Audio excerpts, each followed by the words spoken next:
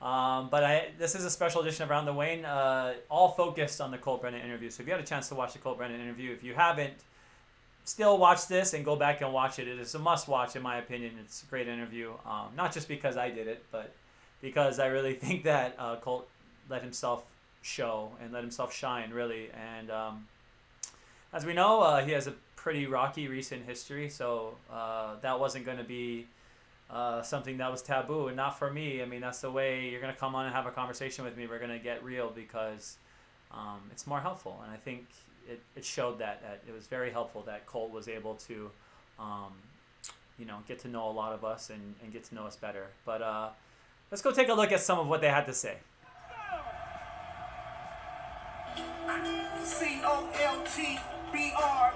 COLTBRENNAN by far the greatest QB. Oh, you don't know the one. What a great interview. Probably the best interview of Colt Brennan I have seen to date. What really stuck out to me that Colt explained was this moment that he shared with his dad, where his dad was in the stands and Colt was down on the field, and his dad kind of yelled out to him and said, "Man, isn't this something? Isn't this cool?"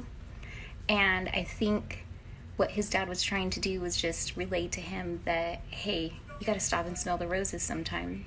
You can't really get caught up in everything that's going on and forget where you are and how far you've come. And I think just him kind of sharing that little personal anecdote really did make a difference in that connection that I spoke about. And I think it really brought it home that, it takes so much out of you to play at such a high level for such a long time that sometimes you forget that you're actually there. You're so busy trying to be in the moment, trying to do everything that you have to do to make sure that you play the game right, that you forget to enjoy yourself. And I thought that was really cool, that Colt took a moment to do that, and that his dad helped him. A lot of what with me after watching the Colt Brennan interview done by Wayne is that I just really absorbed, it really took me back in my own personal life, kind of where I came from. I'm from Southern California as well. I know Mater Dei High School. I know the reputation, but being from Orange County and being a transplant that moved out to Hawaii, a lot of the things he talked about in his recruiting visit and early stages of, cultural adaptation and just learning, your role here and absorbing the culture, and that just rang true to me. I've been here 16 years now, but I moved out to Hawaii in 2004 and lived, I was kind of Hanai'd and lived Hawaiian homestead in Nanakuli for a while. So I definitely know about that cultural shock and those changes, and then learning how to love everything that makes Hawaii so unique. So listening to Colt talk about that really hit home with me, and applying it towards my own life. And now I have a family here and things, and how I've kind of changed over time in my own life. So you heard from Catherine Castillo, from Bradley Duvall, and from Sean Hildebrand. So some familiar faces that you've seen on my shows before, and I'm going to refer back to them. We're also going to have Lalo Head, so you'll see Lalo Head back as well, Shane. But a lot of people were struck by it. I mean, it was clear that a lot of us didn't know what we were getting into. And by a lot of us, I mean me, obviously. But at the same time, I felt very confident in talking to Colt, because my love of this team is,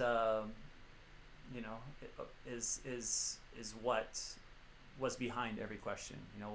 Everything that I asked him was personal to me as well, personal on a level that for me was more than being any reporter could have been, or any type of journalist. Like I'm talking to him as a friend. I'm talking to him as not somebody that just has followed his career, but somebody that is genuinely interested in who he is as an individual too, which unfortunately a lot of athletes, especially former athletes, especially those who have gone through the ringer like he has, and it's not like his past, his recent history is not the brightest. And we didn't go over everything, but he was super open about everything, because he, I believe, is sincerely on his road back.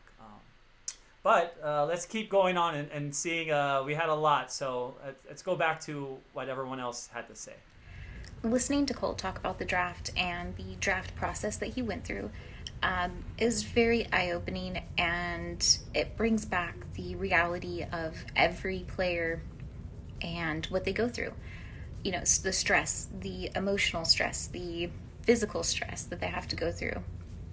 And I think what really stuck out to me in that portion is that Colt spoke about the politics behind the draft process in general, and how an agent or a scout can make or break your career without even really knowing you.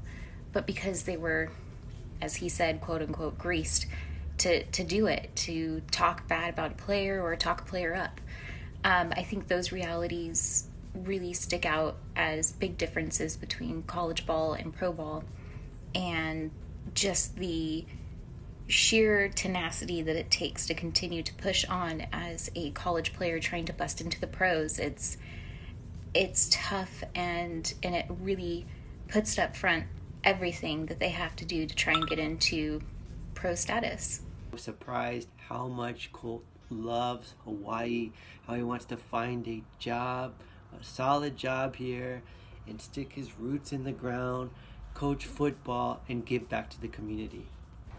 Man, sharing those in-depth details or his experiences of what he had to deal with, about the other guys that were inspiring him, that skateboarder and the other guy that flatlined.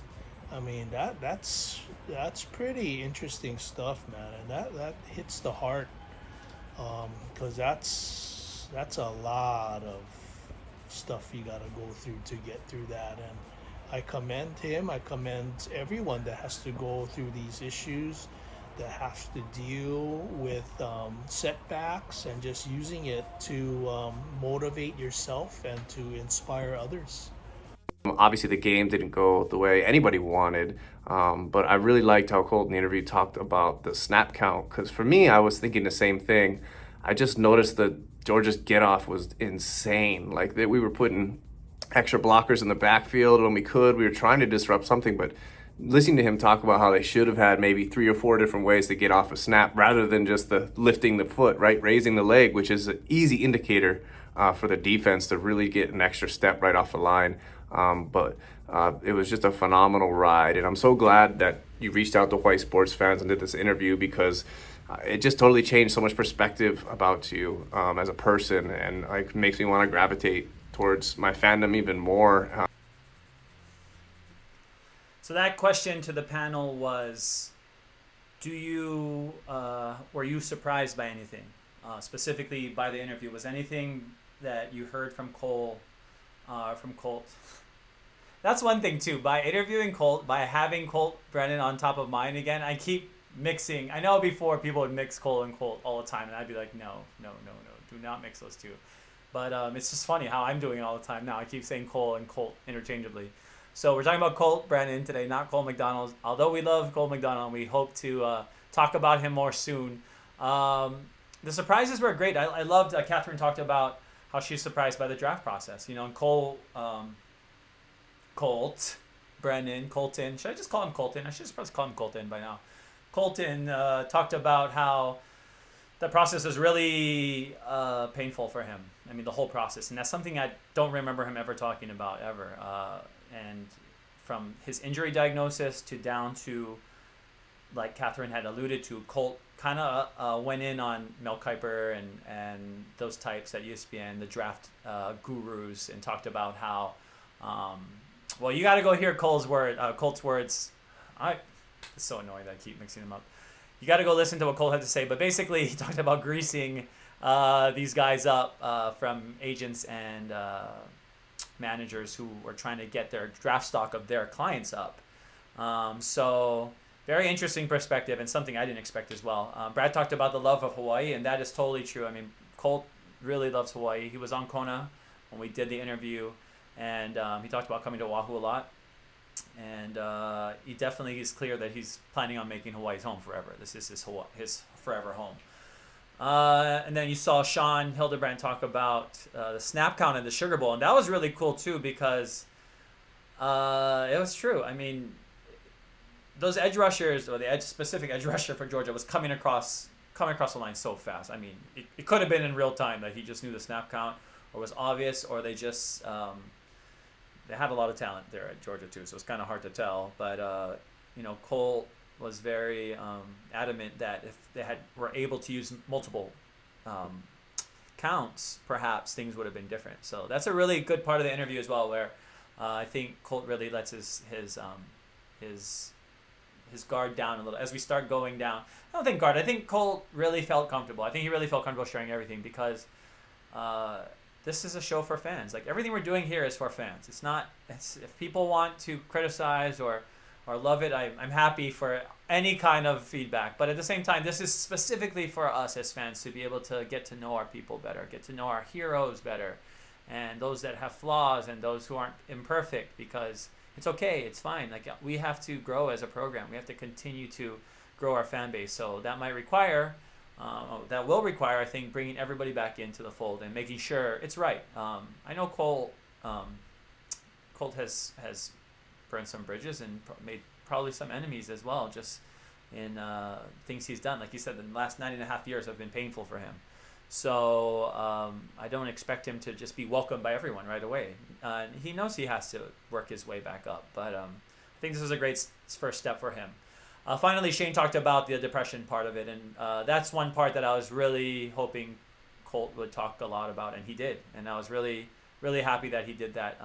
Not just for himself, but for all of us, especially those who suffer from mental illness. I know I have my own issues. And it was important for me to have him open up to those things for all of us, because I think it's therapeutic as well, and it's a good way for us to be able to relate to him on a different level, obviously, but see a different side of him, see the side that the media doesn't cover, see the side that is not football related, it's just Colt the human. But let's talk a little bit more about the depression side as well. Let me go back to that page. Didn't know that he went to the Center for Neuro Skills in Bakersfield, California. This is where he said he learned about compassion and empathy even more so than he already had. And I too suffer from neurological issues, and I think it's very important, and it was very brave of him to talk about mental issues and neurological issues and share those stories with us. Oh, he had to deal with things from that devastating car accident that he had to go through. I was really surprised with his honesty and just the way he filled us in with everything he's going to, about going through depression and things like that. It's not easy to man up and and tell your story, tell the public about the demons that you're dealing with. Depression is no joke, and if people listen and see how it affects people, even somebody, a great athlete like Colt Brennan, then I'm confident that it will help a lot of people, deal with the same types of issues and demons that he's experienced. So that was a little bit from Brad, and thank you, Brad, for sharing as well. And I think it's great because Brad is one of my closest friends. He is one of the people that has been there from basically the beginning. I mean, small kid time. I think he moved to Hawaii when he was in 5th grade, and that's when we started going to games together, basically. And this was a good chunk of the end of the Wagner into Von Oppen, into June Jones.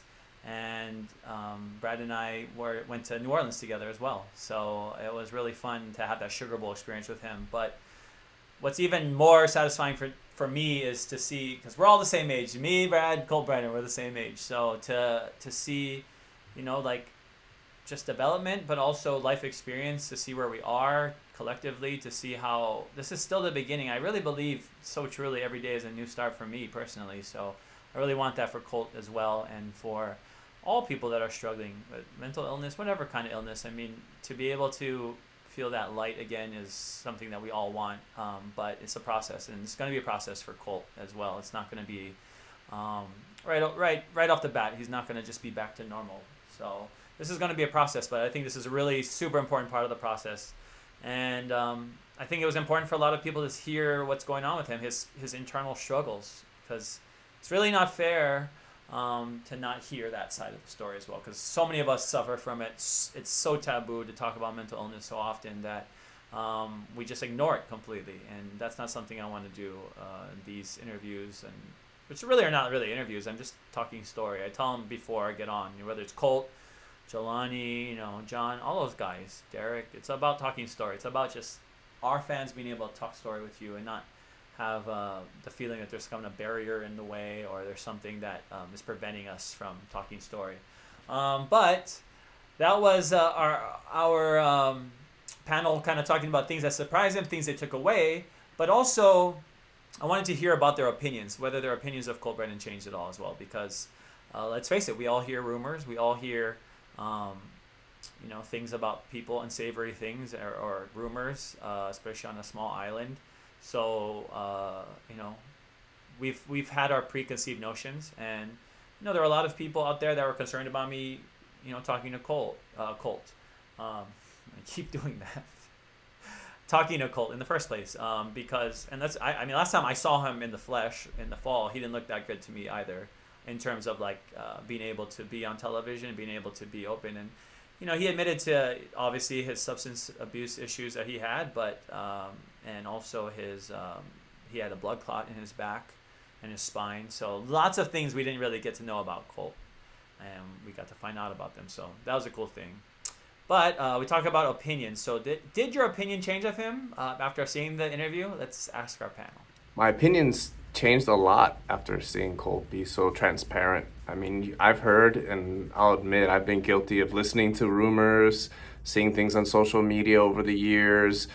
People, I know this person, I know that, this is what happened. But it was really nice to see Colt speak for himself, to really just speak from his own mind and let us know about the dark spaces he's been through and what things he's done to deal with them and his road to recovery in so many different ways. So that was important to me, especially really eye-opening, and really makes me look at Colt in an even better light as a person and not just who we all know and love him as, like the greatest, the GOAT from University of Hawaii football. I think watching the Colt interview really, for me, made him more of an approachable character and a very humble person, and it was really cool to watch and learn a little bit more about who he is and where he came from, and some of the personal memories that he shared were really nice, and it helps kind of aid in a deeper connection that you tend to not have with players that you follow over their college career. And I think it's really cool that now after the fact we've been able to do that with him. He is truly a warrior, fighting this mental fight of his and trying to get back mentally and physically. I think the best part of the interview when you said heroes show vulnerability and no one is perfect, that changed everything in the interview. Even my wife and I watched it together, and if anything, it made me feel prouder to be a Colt Brennan fan, honestly, even me going into the interview, I didn't know what to expect, knowing all the issues and the problems that he's dealt with recently. But I was very, I don't want to say pleasantly surprised, but I was very, I don't know, just the way he was honest and how Wayne just, kept mentioning vulnerability through the interview. It was awesome to see, So if anything, I'm just a bigger Colt Brennan fan, if that can even be possible. So you heard from Shane. That was that last one as well, and it was really just I don't know, validating, I would say, for me to. I didn't want to go into this interview thinking that I was gonna have any premeditated answers or expecting. I mean, there were points in the interview where I just held my breath because I knew I was going into territory where, even for me, and that's why I mean, for fans, for us who think about these things, who are there in New Orleans, who have been around the program for decades. I mean, these are the kind of things we want to know about our people, and this is why I wanted to go directly to the source, because he's the one that was in the game in the Superdome. He was the one that people were lining up for to get his autograph. I mean, he sparked such a huge outpouring of love, and not just him, obviously the team, but his Heisman candidacy and all the numbers he was putting up. I mean, it really drove people to the stands as well. So, that was something that I was excited to hear him talk about. I mean, in the beginning of the interview, he talks about how he looked at our previous records and seeing how well we were doing, prior to his arrival, and how we were just one step away. And this is kind of what Derek Branch talked about. He looked back at the record and he was just like, man, this team is so close. These guys are so close. I mean, I could be that difference. I could be the person that helps take him to the next level. So I think we're there right now. I really think we had 10 wins last year. We went to 2 bowl games. I mean, I think, or 3 bowl games. I think we're in a great place going into the next era. And I think that if we continue to develop like this same passion we already have it, but develop that same, groundswell of support that we were able to have in those years and bring back to the stadium, I think a lot is possible. And another thing that we would love to see, and something I brought up in the interview, was having Colt reintegrated into our fan base in some way. And he expressed desire to not only be reintegrated into the fan base, but also be a part of the coaching staff possibly, and coach as well. So we wish him luck there, and we hope Coach Graham will give him some time, let him hear him out, and see if there's something. And I think Colt, he still has a lot of charisma. He's still that guy that he stands out. So I would definitely love to see him, but I'm not the only one. So let's hear what the rest of our panel had to say about that. Would I like to see him get close to the program again? Well, most definitely. I know recently he's been at practices and stuff. I know he recently gave a motivational speech to the team. And I truly believe he would be a very valuable asset if Coach Graham found a way for him to become like maybe a GA or assistant in some capacity. We know Colt has the skills, to make it to the next level, so he can pass whatever he knows on to a lot of these younger, prospects. And just his experiences, just sharing his experiences and helping these kids stay on the right path as far as, not making the same mistakes sort of that he has made. I think that'll help the program tremendously. And just learning a little more about Coach Graham, I think that this is the kind of player that he would want, involved in the program. So hopefully, yeah, he will get a chance to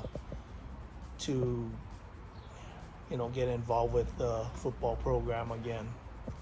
We'll see. Maybe, I don't know, but I just feel like UH should be platforming you on such a higher level for everything you did for the program. I mean, it's just amazing that, I would love to see you back involved. I know you talked about coaching. To me, it just makes too much sense. Seeing you take that picture with Colt McDonald after one of the games last year was just like so cool. These 2 kids from Southern California, that's a recruiting hotbed, came out to Hawaii after, combination of other things not working out, recruiting, hardships, whatever, and just made a big name for themselves. So I think tapping into that link, a Colt being from Mater Dei, a big school that pumps out players to USC, Pac-12 all over the country, and just having you be able to guide these people into what it's like to be a Hawaii Warrior, what it's like to be a local, what it's like to deal with hardships and address all these things, and what it's like to take advantage of your best ability when you can. Because when it's over, all its reflection stuff, I could just see it on Colt's face, like how frustrated he is in some of the games they didn't win or some of the different situations. It just goes in a blink of an eye. So I just really thankful that we got to hear your side of the story. I definitely think through all these life experiences that he has, he should come back to UH and he can mentor the players or coach or do something in some kind of capacity. He still has a lot to offer the program. think it's pretty safe to say that everybody would love to see Colt back with this program, and me as well. And I think he needs to work at it. I think he needs to prove himself too. He needs to prove to other people that he can do it.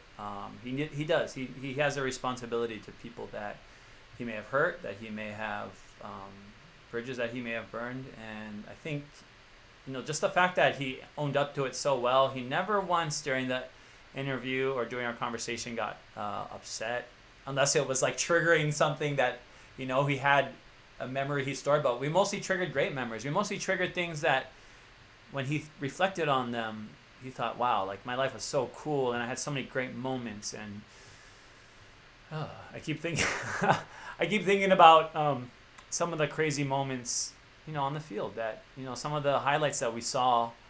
I was like, dang, I can't even believe I don't even remember what that was like. I remember even going to the Northern Colorado game, going to the Charleston Southern game, and thinking like, oh, so jumped this game. Oh, like I was so just spoiled by the whole experience and spoiled by our receiving core and by our quarterback, that now it's like, man, I wish I could win 66-6 every week or something, and I wish we could go back to that, and I think we can, and I think we will. I really do. I think this is a new era for us, and this is just the beginning for people like Colt. It's just the beginning for our program, and it's always a new day every day, but particularly now, and that's something I always want to emphasize on my live streams, is the point of this all too, why I'm doing these, why my friends and I are creating this content, is to grow our fan base, to bring back those stories that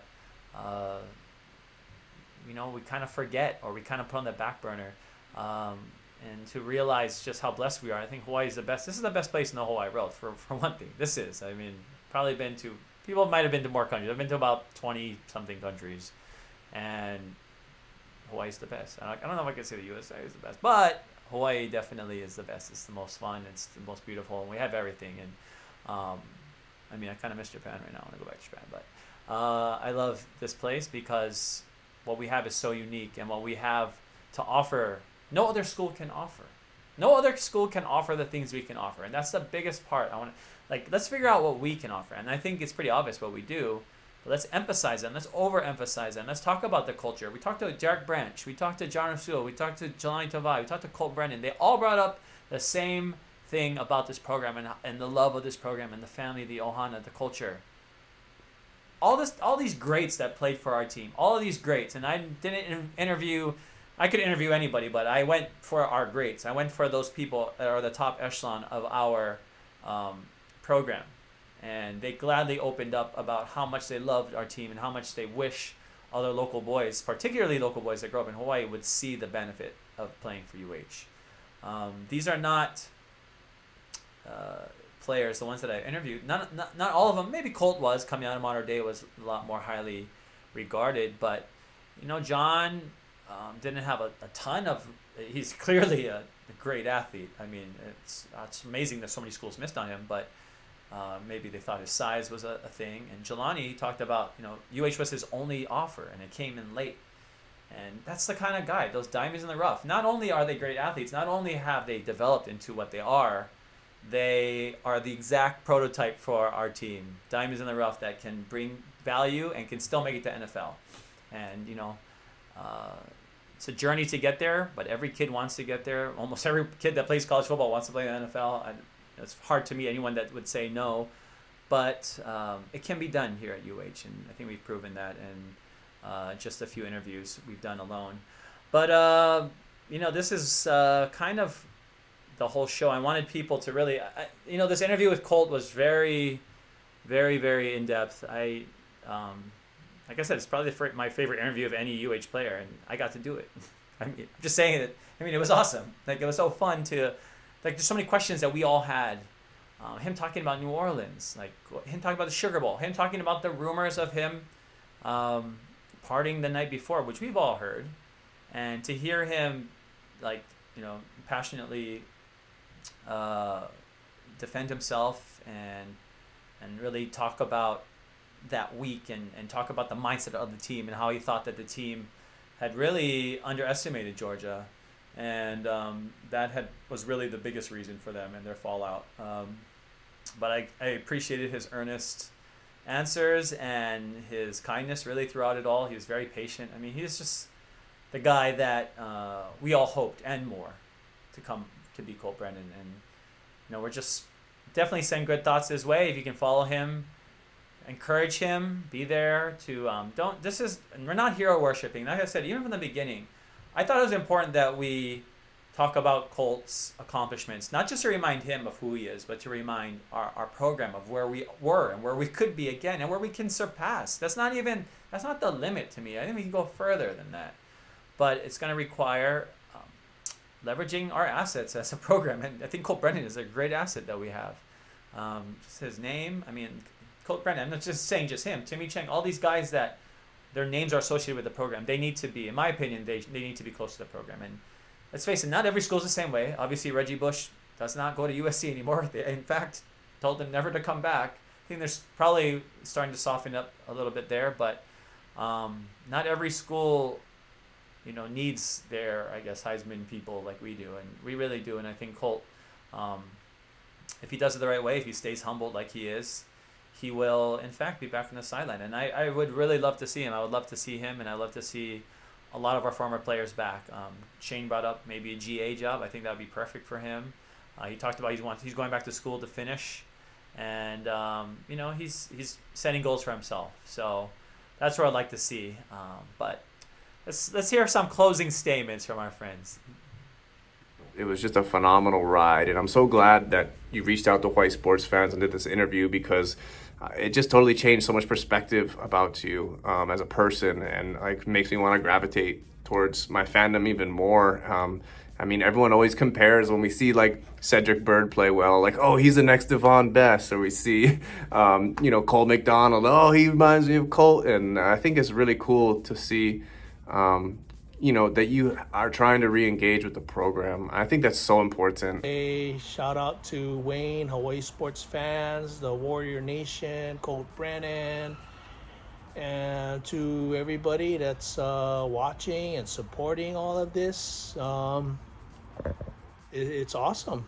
It's awesome, man. And in this time of uncertainty and all these roadblocks that 2020 has thrown in front of us, we just gotta all stick together. And Warrior Nation, be strong, because football will come back. And that's all I gotta say. So peace, shaka, and you guys have a wonderful week. Go Bows. And I just want to thank you, Colt. Thanks, Wayne. Great interview. And trick you ace to 12 and 0. The spiral with the greatest of ease. So many comebacks, triple.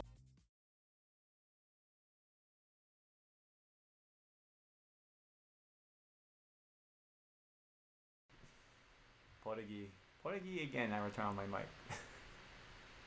Thanks, Shane. Thanks, Sean. Thanks, Brad.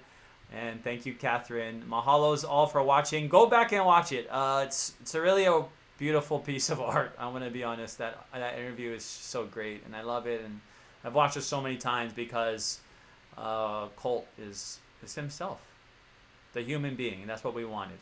So go take a look again, and we'll see you tomorrow on our NFL fan stream. Same time, 5 o'clock, here in Hawaii. Take care, everyone. Aloha.